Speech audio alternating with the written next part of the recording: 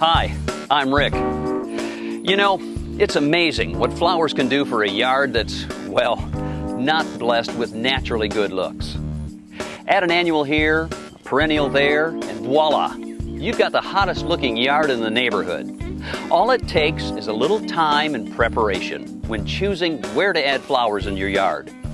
First, choose flowers that'll work best where you live. Choosing which annuals, perennials, or biennials to plant will require some research, and it's best to get that done before you make a purchase.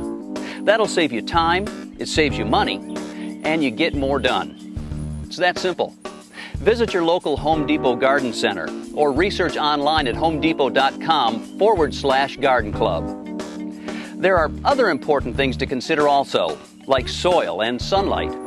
Did you know that some flowers can't survive in areas with too much sunlight? It's true. For more information, check your plant's label. The Home Depot Garden Club has a plant label reference guide for all the most popular plants and companion plants, and even some inspirational ideas. Most plant labels provide information about soil, sunlight, and other factors, such as how tall your plants will be when they mature. This is important because you don't want to plant taller plants in front of shorter ones. Some areas in your yard may need minor soil amendments. That's just a fancy way of saying they need more nutrients or better soil texture. Natural compost is usually a great way to get both. Other common soil amendments include sphagnum peat moss, perlite, and sand. These all contribute to better soil in different situations. If you're just getting started, ask a neighbor or a certified garden associate at your local Home Depot store to get an idea of what might work best for your yard. Some plants are also picky about soil acidity. So, depending on where you live and what you want to plant, you may want to invest in a pH meter. They're pretty inexpensive and can tell you instantly. In addition to sunlight, soil, and plant height, you'll want to pay attention to colors when choosing your flowers.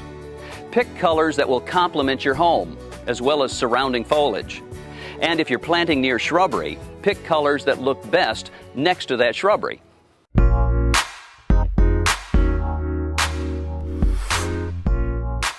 Tools that will help with planting are a shovel, a spade or garden fork, a hoe or cultivator, or a garden rake for larger areas. Now let's add some color to the yard, starting with this area. First, use a shovel to dig a hole. Make the hole a few inches wider and deeper than the plant's pot. Loosen the flower from its pot, or if your pot is biodegradable, take off the wrapper and remove the bottom of the pot. Loosen the roots with your fingers to help stimulate new root growth. Set the plant in the ground. The base of the plant should be level with the surrounding soil. Pack the soil gently with your hands. Add mulch and then water thoroughly. Soak the ground, not the plant, and keep the soil evenly moist for the next several weeks. Another option for planting flowers is with a container, and I am a fan of container flowers. That is, flowers that are planted in containers, because they add beauty wherever they're placed. In addition to your front yard, you can make your patio or deck stand out with container flowers. Let's go to the deck, and I'll show you examples of container flowers. A great tip is to use colorful annuals, such as impatiens, marigolds, or begonias. Now containers. There are nearly as many types of containers as there are plants to put in them.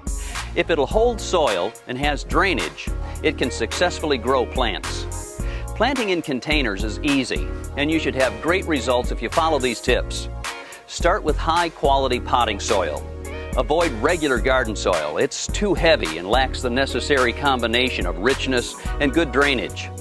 First, knock the plant out of its container and loosen the roots. Place the plant in the container and fill with soil. Be sure that you leave 1/2 to 1 inch of space at the top for water to collect. Lastly, water it well.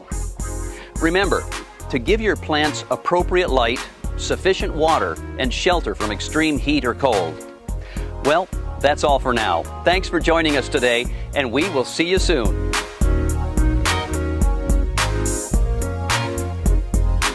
More saving, more doing. That's the power of the Home Depot.